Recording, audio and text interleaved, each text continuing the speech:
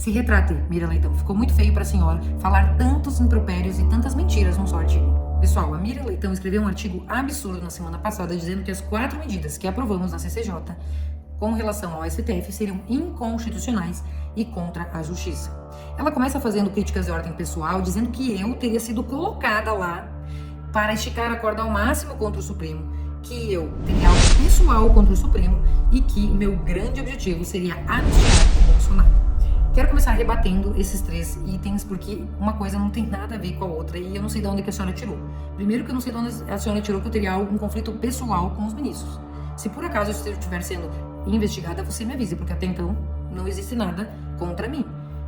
Mesma coisa com relação a ter sido colocada lá por alguém, isso não confere com a verdade. Eu sou uma deputada independente e em nenhum momento tenho compromisso de anistiar o Bolsonaro, portanto a senhora está equivocada. Ela fala que seria inconstitucional nós sustarmos decisões do Supremo Tribunal Federal, porque eles que devem ser o guardião da Constituição e interpretar a Constituição. Com certeza, eles devem ser os guardiões da Constituição, mas não tem nenhum momento escrito na Constituição que o Supremo tem que dar a última palavra, que tem superpoderes e que realmente pode cercear, inclusive, prerrogativas dos outros poderes. Ao contrário, o único momento em que nós previmos sustar as decisões judiciais é quando eles invadam a nossa competência constitucional e legislem no nosso lugar, criem normas gerais e abstratas. E isso acontece o tempo todo. Aconteceu esse ano com a desoneração da Folha, aconteceu com o marco temporal, aconteceu com a ADO 26, que equipara a homofobia ao crime de racismo, vai acontecer possivelmente com a DPF 442, para legalizar o aborto até a 12ª semana.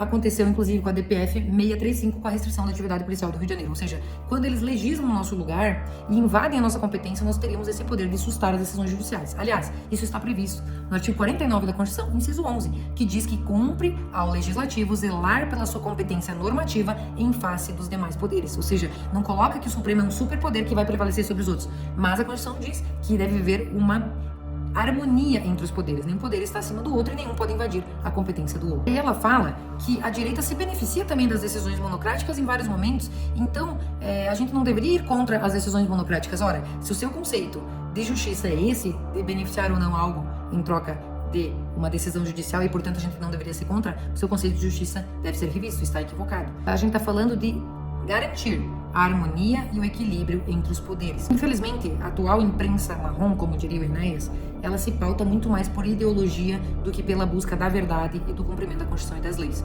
Tudo que foi aprovado na CCJ está garantido pelo artigo 49 da Constituição, inciso 11.